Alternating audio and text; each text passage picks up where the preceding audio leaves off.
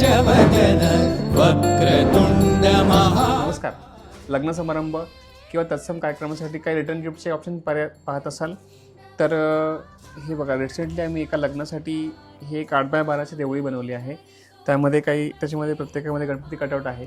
त्याच्याऐवजी तुम्ही इतर कटआउट म्हणजे सरस्वती गणेश यंत्र असेल किंवा मग शक्तिभक्ती यंत्र किंवा जसं तुम्हाला लागेल ते कटआउट तुम्ही यात लावू शकता, किंवा इथे खणाच्या ऐवजी पैठणीसुद्धा लावू शकता.